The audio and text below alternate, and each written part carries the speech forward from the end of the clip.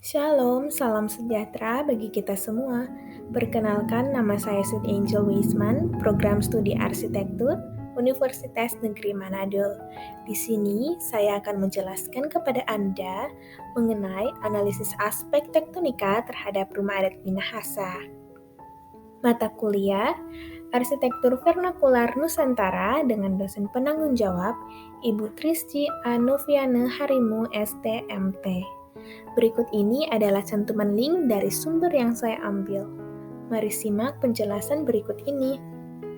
Rumah adat Minahasa yang berlokasi di Provinsi Sulawesi Utara, Rumah Wale atau Rumah Waluan merupakan sebutan untuk rumah adat Minahasa ini.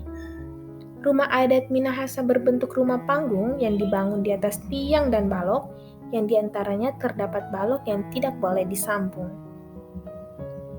Rumah adat Minahasa difungsikan sebagai rumah tinggal dengan hanya terdapat satu kepala keluarga. Pada bagian depan bangunan terdapat emperan, pada bagian dalamnya terdapat ruang tamu, ruang tengah, dan kamar tidur. Ciri khas rumah Minahasa ini adalah rumah panggung yang mempunyai 16-18 tiang penyangga yang memberikan kesan estetika. Selain itu, rumah ini juga memiliki tangga kembar pada bagian depan bangunan. Tangga kembar pada bagian depan bangunan rumah ini memiliki filosofi tersendiri bagi masyarakat Minahasa. Menurut kepercayaan nenek moyang, perletakan tangga tersebut adalah apabila ada roh jahat yang mencoba naik dari salah satu tangga, maka roh jahat itu langsung akan kembali turun di tangga yang sebelahnya. Rumah yang berbentuk panggung ini mempunyai konstruksi yang kuat agar tidak rubuh saat gempa.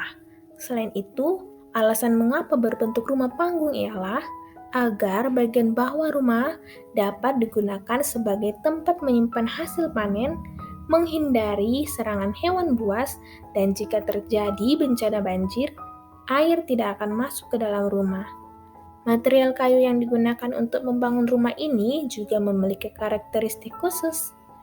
Ruang paling depan atau setup berfungsi untuk menerima tamu bila terdapat upacara keluarga dan dapat digunakan sebagai tempat makan untuk tamu. Ruang tengah, pores, difungsikan untuk menerima kerabat dekat dan ruang tidur untuk orang dan anak perempuan. Pada bagian belakang rumah terdapat balai-balai yang berfungsi sebagai tempat penyimpanan peralatan dapur serta tempat mencuci. Dan sisi atas rumah atau loteng soldor difungsikan sebagai tempat menyimpan hasil panen. Selain itu, arah orientasi rumah ditentukan oleh tona as, yaitu yang memperoleh petunjuk dari Empung Walen Wangko atau Tuhan. Tiang pada rumah ini juga memiliki estetika tersendiri.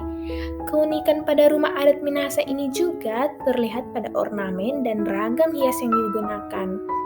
Ornamen dan ragam hias digunakan sedikit mungkin yang menyiratkan karakteristik orang Minahasa yang bersahaja dan cenderung lebih fokus pada praktis kehidupannya. Corak ragam hiasnya bersumber dari bentuk-bentuk alamiah, flora, dan fauna, yang menunjukkan tingginya apresiasi masyarakat Minahasa atas lingkungan alami yang dipandang sebagai berkah dari Sang Opo Empung. Corak ornamentasi dan dekorasi geometris menunjukkan tingkat ketertarikan masyarakat Minahasa yang tinggi terhadap corak budaya yang datang dari pendatang asing, selama budaya tersebut dipandang positif. Ornamen-ornamen yang berada pada rumah adat Minahasa ini memiliki arti. Ornamen yang berbentuk naga di samping kanan dan kiri rumah mengartikan bahwa masyarakat Minahasa tidak gentar dan tidak takut. Selain itu, warna merah pada ornamen hiasan mengartikan keberanian. Selain dari tangga, arah orientasi ragam hias maupun ornamen pada material atap juga merupakan terdapat filosofi tersendiri. Bahan atap tidak menggunakan bahan genteng karena menurut masyarakat Minahasa tidak baik jika hidup di bawah tanah karena genteng berbahan dasar tanah yang kotor. Mereka beranggapan bahwa hanya orang yang meninggal saja yang bertempat tinggal di bawah tanah. Bahan material yang digunakan pada rumah adat ini adalah kayu yang diambil dari pohon, yaitu kayu besi, Lingua jenis kayu cempaka utan atau pohon wasian jenis kayu nantu dan kayu maumbi. Material kayu besi digunakan untuk tiang, kayu cempaka untuk dinding dan lantai rumah, dan kayu nantu untuk rangka atap. Bagian pondasi bangunan menggunakan material batu, beton, dan kayu, atau kayu kelapa. Ukurannya tergantung oleh volume bangunan rumahnya.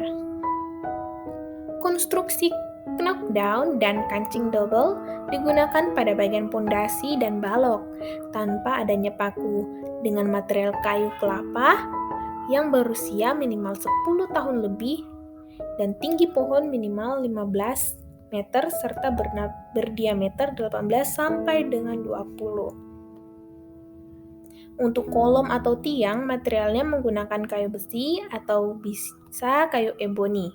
Hubungan tiang dan balok dikancing antara dua ruas kayu dengan pasak dan peng.